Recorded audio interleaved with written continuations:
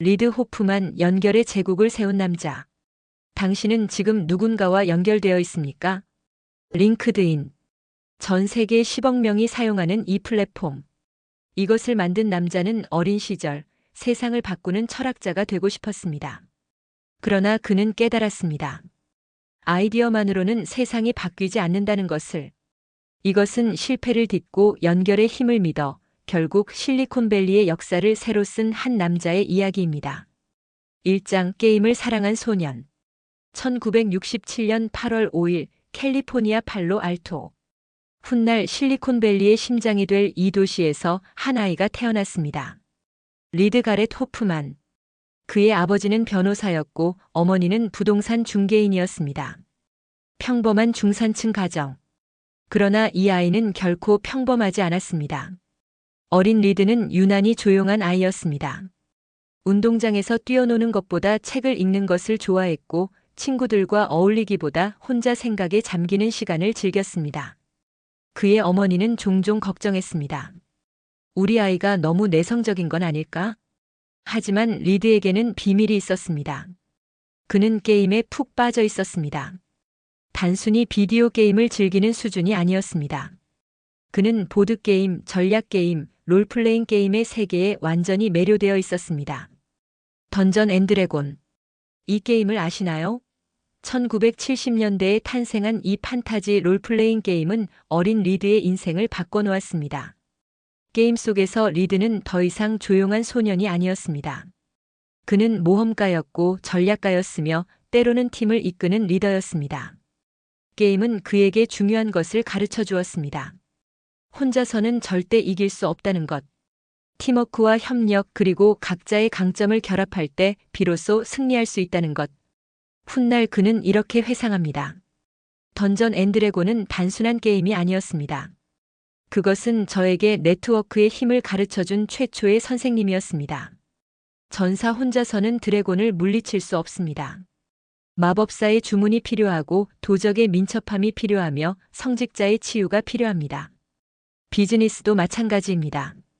게임을 통해 리드는 또 다른 중요한 능력을 키웠습니다. 바로 시스템적 사고입니다.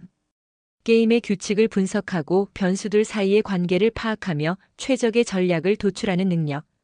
이것은 훗날 그가 스타트업 세계에서 무적의 투자자가 되는데 결정적인 역할을 하게 됩니다. 고등학교에 진학한 리드는 조금 특별한 학교에 입학합니다. 퍼트니 스쿨. 버몬트 주에 위치한 이 기숙학교는 진보적인 교육 철학으로 유명했습니다. 이곳에서 리드는 처음으로 자신과 비슷한 부류의 사람들을 만났습니다. 지적 호기심이 넘치고 세상에 대해 끊임없이 질문하는 사람들. 이 시기에 리드는 중요한 질문에 사로잡히기 시작합니다. 인간은 어떻게 생각하는가? 사회는 어떻게 작동하는가? 어떻게 하면 세상을 더 나은 곳으로 만들 수 있는가? 이 질문들은 그를 철학의 세계로 이끌었습니다. 리드는 플라톤을 읽었고 아리스토텔레스를 탐구했으며 근대 철학자들의 사상에 매료되었습니다. 그의 꿈이 점점 구체화되기 시작했습니다. 그는 공공지식인이 되고 싶었습니다. 책을 쓰고 강연을 하며 사람들의 생각을 바꾸는 사람. 소크라테스처럼 질문을 통해 세상을 깨우치는 사람. 1985년 리드는 스탠포드 대학교에 입학합니다. 전공은 기호시스템학. 이 독특한 학제간 전공은 철학, 심리학, 언어학, 컴퓨터 과학을 융합한 것이었습니다. 인간의 마음이 어떻게 작동하는지 그리고 그것을 어떻게 기계로 구현할 수 있는지를 탐구하는 분야였습니다. 스탠포드에서 리드는 지적 황금기를 보냅니다. 그는 철학 수업에서 존재의 본질에 대해 토론했고 컴퓨터 과학 수업에서는 알고리즘의 세계를 탐험했습니다. 그는 점점 확신하게 되었습니다. 자신의 길은 학문에 있다고. 1990년 스탠포드를 졸업한 리드는 꿈을 향해 다음 단계로 나아갑니다. 그는 영국 옥스포드 대학교에서 철학 석사 과정에 입학합니다. 마샬 장학금을 받고 건너간 영국. 그곳에서 그는 철학자의 삶이 정말로 자신에게 맞는지 시험해볼 참이었습니다. 옥스포드의 고색 창연한 도서관에서 리드는 수백 년 된 철학 텍스트들과 씨름했습니다. 비트겐슈타인의 언어 철학, 존 롤스의 정의론. 그는 이 거인들의 어깨 위에 서서 세상을 바라보려 했습니다.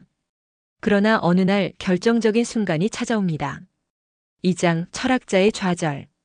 옥스포드의 어느 날 오후 리드는 깊은 생각에 빠져 있었습니다. 그는 자신의 미래를 그려보았습니다. 교수가 되어 강의실에서 학생들을 가르치는 모습, 학술 논문을 쓰고 학회에서 발표하는 모습, 그것은 분명 의미 있는 삶이었습니다. 하지만 무언가가 그를 불안하게 했습니다. 내가 쓴 논문을 몇 명이나 읽을까? 학술 논문의 평균 독자 수를 알고 계신가요? 대부분의 논문은 발표 후 5년 이내에 10명 미만의 사람에게 읽힙니다. 심지어 단 한 명도 읽지 않는 논문이 대다수입니다. 리드는 계산해 보았습니다. 그가 평생 학자로 살며 논문 100편을 쓴다고 해도 그의 아이디어에 영향받는 사람은 고작 수백 명에 불과할 것입니다. 그리고 그 영향조차도 간접적이고 추상적이며 측정하기 어려운 것이었습니다. 이게 정말 세상을 바꾸는 방법일까? 그 순간 리드의 마음속에서 무언가가 무너져 내렸습니다. 그가 그토록 동경하던 공공지식인의 삶. 그것은 어쩌면 환상이었을지도 모릅니다. 소크라테스와 플라톤의 시대는 끝났습니다. 현대 사회에서 철학자가 대중에게 미치는 영향력은 점점 줄어들고 있었습니다.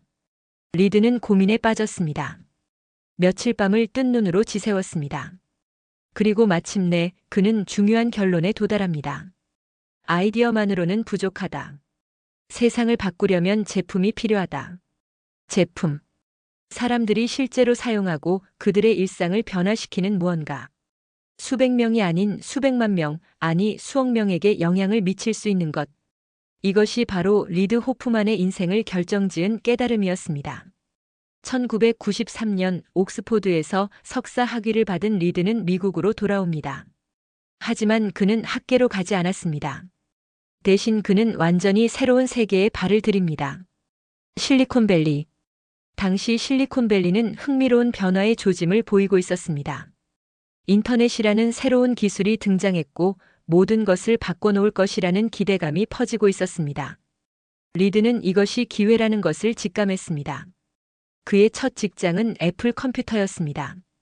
1994년 리드는 애플의 사용자 경험팀에서 일하기 시작했습니다. 그는 이월드라는 온라인 서비스 프로젝트에 참여했습니다. 당시로서는 혁신적인 개념이었죠. 사람들이 온라인에서 만나고 대화하고 정보를 공유하는 공간. 애플에서의 경험은 리드에게 중요한 교훈을 남겼습니다. 대기업의 관료주의. 아무리 좋은 아이디어가 있어도 수많은 결제와 회의를 거쳐야 하고 결국 원래의 비전은 희석되어 버립니다. 리드는 조급해졌습니다. 그는 더 빠르게 움직이고 싶었습니다. 1997년 리드는 중요한 결정을 내립니다. 자신의 첫 번째 회사를 창업하기로 한 것입니다. 소셜넷. 이 회사의 아이디어는 당시로서는 매우 혁신적이었습니다. 온라인 데이팅과 소셜 네트워킹을 결합한 서비스. 사람들이 관심사를 기반으로 서로를 찾고 연결할 수 있는 플랫폼. 이것은 세상을 바꿀 것이다. 리드는 확신에 차 있었습니다. 그는 투자를 유치하고 팀을 꾸리고 제품을 개발했습니다. 모든 것이 순조로워 보였습니다. 그러나 현실은 냉혹했습니다.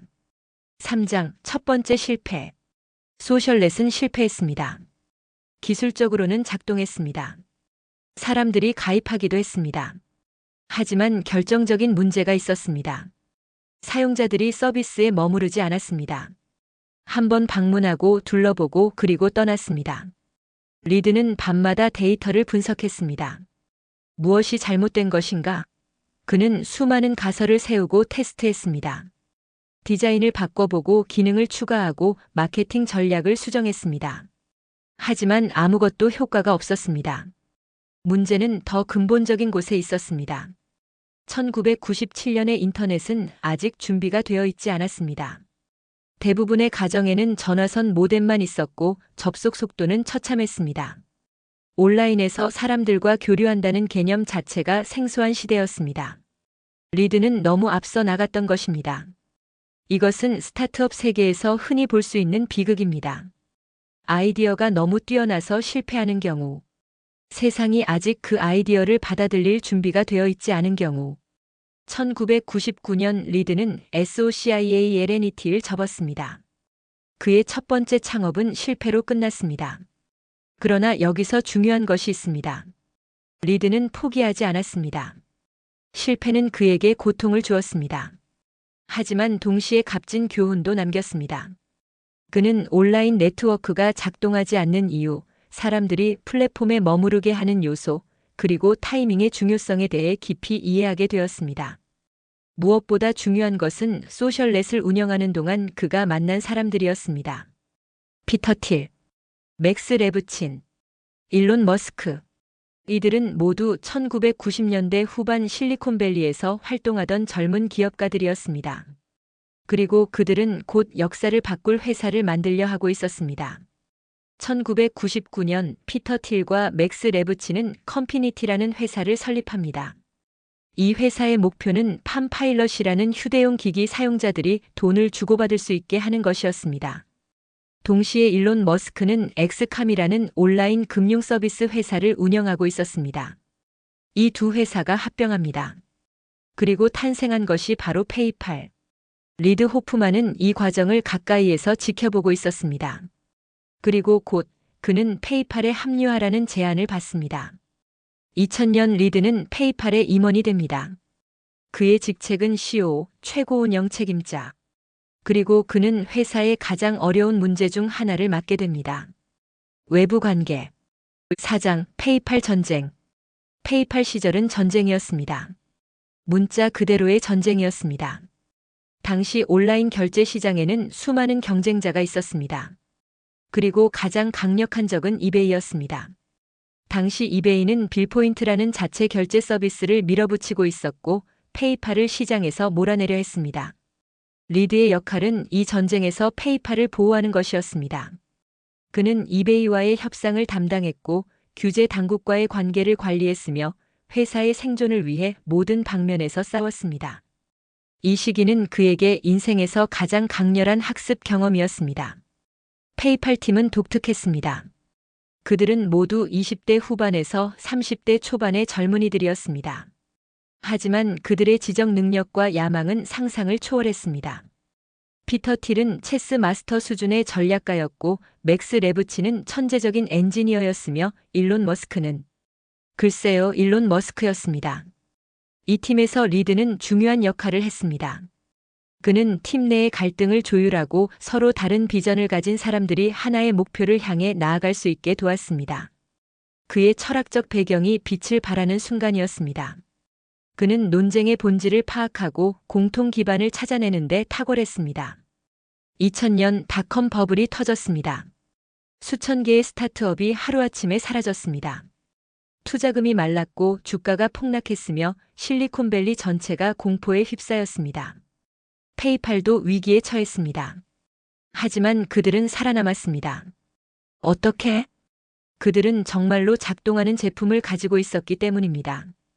페이팔은 실제로 사람들의 문제를 해결하고 있었습니다. 이베이에서 물건을 사고 파는 사람들에게 페이팔은 필수품이 되어 있었습니다. 수표를 보내고 기다리는 번거로움 없이 클릭 한 번으로 돈을 주고받을 수 있었으니까요. 2002년 2월 페이팔은 나스닥에 상장합니다. 주가는 첫날 55% 상승했습니다. 닷컴 버블 붕괴 이후 첫 번째로 성공적인 기술 기업 IPO였습니다. 그리고 같은 해 10월 이베이가 페이팔을 인수합니다. 15억 달러에 리드 호프만은 부자가 되었습니다. 하지만 그에게 더 중요한 것이 있었습니다. 페이팔에서 함께 일했던 동료들. 이들은 훗날 페이팔 마피아라고 불리게 됩니다. 피터 틸은 팔란티어와 파운더스 펀드를 설립합니다. 일론 머스크는 테슬라와 스페이스X를 만듭니다. 리드 호프만은 글쎄요, 그의 다음 행보는 정말 특별했습니다. 5장 링크드인의 탄생. 2002년 12월 리드의 거실. 페이팔에서 나온 돈으로 리드는 새로운 도전을 시작합니다. 그리고 이번에는 소셜넷에서 배운 교훈을 모두 적용할 참이었습니다. 그의 비전은 명확했습니다. 전문가들을 위한 소셜 네트워크. 당시 소셜 네트워크라는 개념이 다시 주목받기 시작하고 있었습니다. 프렌드스타가 인기를 끌고 있었고 곧 마이스페이스가 등장할 예정이었습니다. 하지만 이 서비스들은 모두 친구 관계, 연애, 취미 공유에 초점을 맞추고 있었습니다. 리드는 다르게 생각했습니다. 사람들의 직업적 정체성은 어떤가? 우리는 일하면서 하루의 대부분을 보낸다. 커리어는 삶에서 가장 중요한 부분 중 하나다. 그런데 왜 이것을 위한 네트워크는 없는가? 2003년 5월 5일 링크드인이 공식 출시됩니다. 처음에는 아무도 관심을 가지지 않았습니다.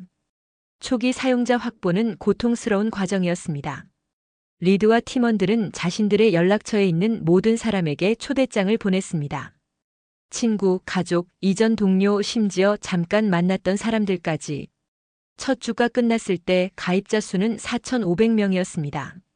나쁘지 않은 시작. 하지만 리드는 알고 있었습니다. 소셜 네트워크가 성공하려면 임계 질량에 도달해야 한다는 것을. 문제가 있었습니다. 사용자들은 가입했지만 프로필을 작성하지 않았습니다. 빈 프로필들로 가득한 네트워크. 이것은 가치가 없었습니다. 리드는 고민에 빠졌습니다. 어떻게 하면 사람들이 자신의 직업 정보를 기꺼이 공유하게 만들 수 있을까? 그때 결정적인 아이디어가 떠올랐습니다. 프로필 완성도 표시. 간단한 진행률 막대를 추가했습니다. 당신의 프로필은 40% 완성되었습니다. 더 많은 정보를 추가하세요. 이 작은 장치가 마법처럼 작동했습니다. 사람들은 100%를 채우고 싶어 했습니다. 인간의 완성 욕구를 자극한 것입니다. 또 다른 혁신이 있었습니다. 연결 요청 시스템. 초기 소셜 네트워크들의 문제점 중 하나는 스팸이었습니다. 모르는 사람들로부터 무분별한 메시지가 쏟아졌고 이것이 사용자 경험을 망쳤습니다. 리드는 이것을 방지하기 위해 독특한 시스템을 도입했습니다. 누군가와 연결하려면 그 사람과 어떻게 아는지 설명해야 했습니다. 동료인지 동창인지 비즈니스 파트너인지, 그리고 상대방이 이 요청을 수락해야만 연결이 성립되었습니다. 이것은 링크드인을 다른 소셜 네트워크와 구별짓는 핵심적인 특징이 되었습니다. 전문적이고 신뢰할 수 있으며 목적이 분명한 네트워크.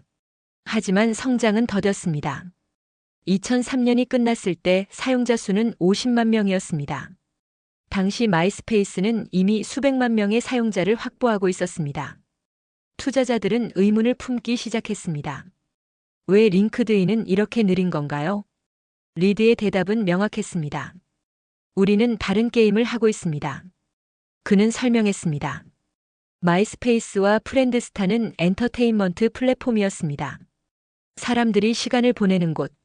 하지만 링크드인은 유틸리티였습니다. 사람들이 목적을 가지고 찾아오는 곳. 사람들은 매일 마이스페이스에 접속합니다. 하지만 링크드인은 직업을 구할 때, 비즈니스 파트너를 찾을 때, 업계 전문가와 연결하고 싶을 때 찾아옵니다.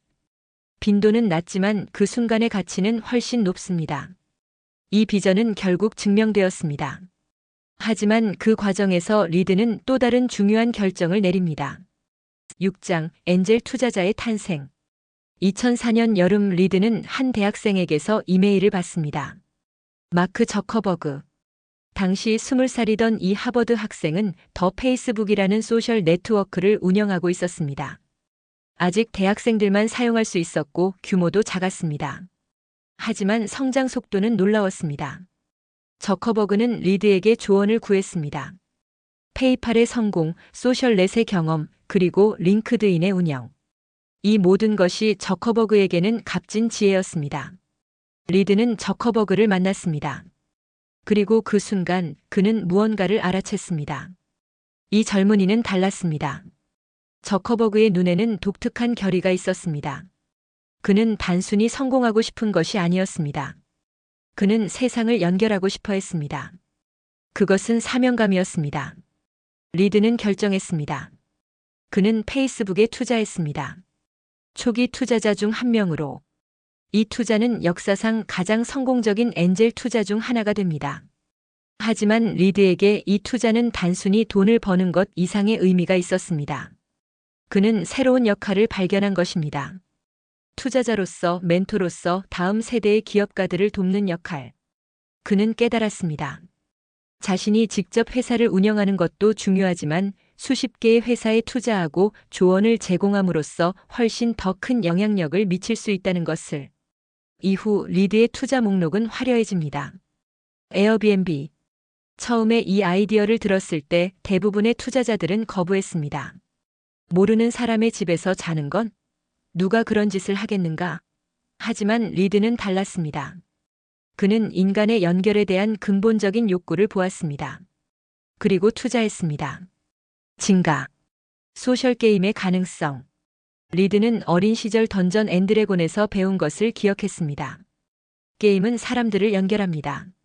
그리고 소셜미디어 시대에 게임은 폭발적인 성장 가능성을 가지고 있었습니다. 드랍박스. 클라우드 스토리지의 미래. 모든 것이 연결되는 세상에서 사람들은 어디서든 자신의 파일에 접근하고 싶어 할 것입니다. 이 모든 투자에는 공통점이 있었습니다. 리드는 단순히 돈을 투자한 것이 아니었습니다. 그는 네트워크를 제공했습니다. 그가 알고 있는 사람들, 그가 배운 교훈들, 그가 가진 통찰력. 이 모든 것을 창업자들과 공유했습니다.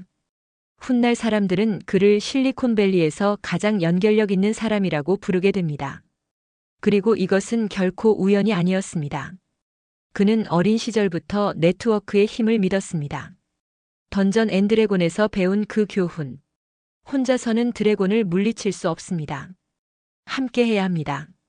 7장 블리츠 스케일링.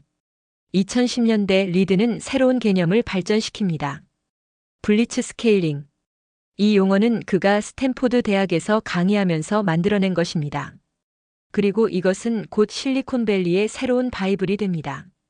블리츠 스케일링이란 무엇인가? 독일어 블리츠크리크에서 영감을 받은 이 개념은 불확실성을 감수하고 초고속 성장을 추구하는 전략입니다. 전통적인 비즈니스 사고방식에서는 효율성과 수익성을 먼저 확보하고 그 다음 천천히 확장해야 합니다. 하지만 블리츠 스케일링은 이 규칙을 뒤집습니다. 리드는 이렇게 설명합니다. 인터넷 시대에는 속도가 생존을 결정합니다.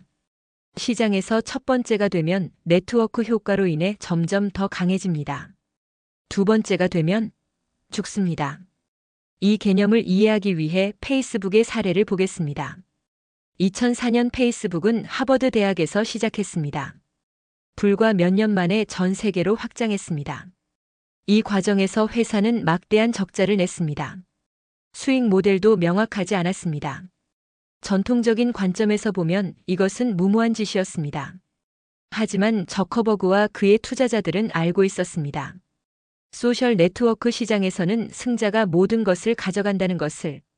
두 번째로, 큰 소셜 네트워크는 의미가 없습니다. 사람들은 친구들이 있는 곳으로 갑니다. 그리고 친구들이 이미 페이스북에 있다면 다른 곳으로 갈 이유가 없습니다. 리드는 이 패턴을 수많은 성공적인 스타트업에서 발견했습니다. 아마존, 구글, 우버, 에어비앤비. 모두 초기에 미친 듯이 성장했고 이익은 나중에 생각했습니다. 블리츠 스케일링의 핵심 원칙들을 그는 정리했습니다. 첫째, 불확실성을 감수하라. 모든 것이 완벽하게 준비될 때까지 기다리면 너무 늦습니다. 70%의 정보로 100%의 결정을 내려야 합니다. 둘째, 비효율을 수용하라. 빠른 성장 과정에서 낭비는 불가피합니다. 완벽한 효율성을 추구하다가 기회를 놓치는 것보다 약간의 낭비를 감수하고 속도를 유지하는 것이 낫습니다. 셋째, 끊임없이 진화하라. 회사가 10명에서 100명으로, 100명에서 1000명으로 성장할 때마다 완전히 다른 조직이 되어야 합니다. 어제 효과적이었던 것이 오늘은 장애물이 될 수 있습니다. 넷째, 사람에게 투자하라. 빠른 성장을 감당할 수 있는 인재를 확보하는 것이 가장 중요합니다. 그리고 그들에게 권한을 부여해야 합니다. 이 개념은 논쟁적이기도 했습니다. 비평가들은 블리츠 스케일링이 무책임하고 거품을 만들어내며 장기적 가치보다 단기적 성장에 집착한다고 비판했습니다. 리드는 이에 대해 이렇게 답합니다. 블리츠 스케일링은 모든 회사에 적합한 것이 아닙니다. 하지만 네트워크 효과가 강하고 승자 독식 시장이며 시장 타이밍이 중요한 경우에는 유일한 선택지입니다. 두 번째가 되어 죽느니 위험을 감수하고 첫 번째가 되는 편이 낫습니다. 2018년 그는 이 개념을 책으로 정리합니다. 블리츠 스케일링 스타트업에서 스케일업으로 빠르게 성장하는 방법. 이 책은 즉시 비즈니스 베스트셀러가 되었고 전 세계 창업자들의 필독서가 되었습니다. 8장 262억 달러의 남자. 2016년 6월 13일 마이크로소프트가 링크드인을 인수합니다. 인수가는 262억 달러. 현금으로. 이것은 마이크로소프트 역사상 가장 큰 인수였습니다. 그리고 기술업계 전체에서도 손꼽히는 초대형 거래였습니다. 리드 호프만은 하룻밤 사이에 억만장자가 되었습니다. 하지만 정말 흥미로운 것은 이 거래가 성사되기까지의 과정입니다. 링크드인은 2011년에 이미 상장한 회사였습니다. IPO 당시 회사 가치는 약 100억 달러로 평가받았습니다. 하지만 2015년부터 주가가 하락하기 시작했습니다. 성장세가 둔화되고 있다는 우려가 커졌습니다. 2016년 초 주가는 거의 반토막이 났습니다. 투자자들의 신뢰가 흔들리고 있었습니다. 이 시점에서 마이크로소프트의 CEO 사티아 나델라가 나타났습니다. 나델라는 마이크로소프트를 변화시키고 있었습니다. 더 이상 윈도우와 오피스에만 의존하는 회사가 아니라 클라우드와 AI의 리더가 되겠다는 비전을 가지고 있었습니다. 그리고 그는 링크드인의 가치를 알아보았습니다. 5억 명 이상의 전문가 데이터, 그들의 경력, 기술, 관계망. 이것은 기업용 서비스에 있어 황금과 같은 자원이었습니다. 리드와 나델라는 협상을 시작했습니다. 그리고 놀라운 일이 벌어졌습니다. 두 사람은 놀라울 정도로 잘 맞았습니다. 나델라는 리드에게 약속했습니다. 링크드인의 독립성을 보장하겠다고, 문화를 존중하고 비전을 유지하며 팀을 해체하지 않겠다고. 리드는 이 약속을 믿었습니다. 그리고 거래는 성사되었습니다. 인수 후 리드는 마이크로소프트 이사회에 합류했습니다. 그는 더 이상 링크드인의 일상적인 운영에 관여하지 않았지만 회사의 방향에 대해서는 계속 영향력을 행사할 수 있었습니다.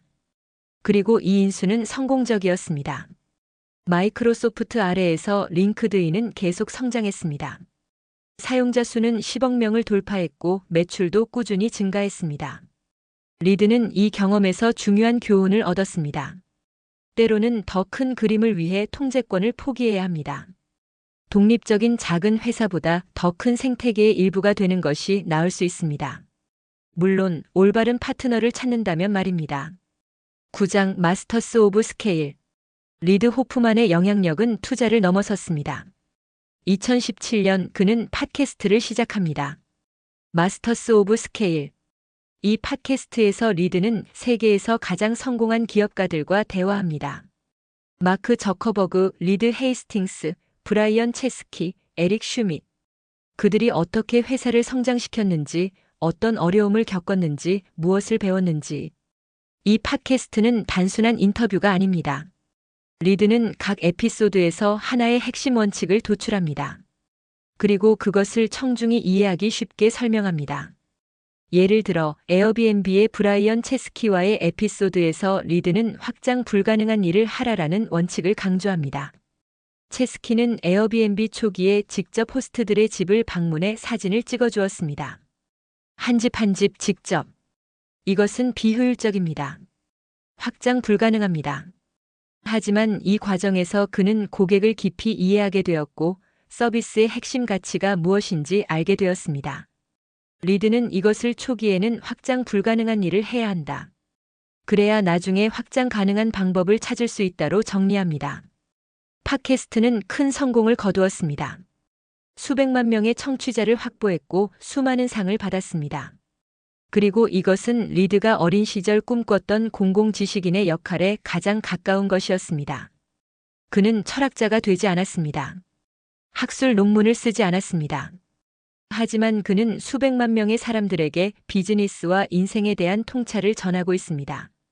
어쩌면 이것이 21세기의 철학자가 되는 방법인지도 모릅니다. 10장 연결의 철학.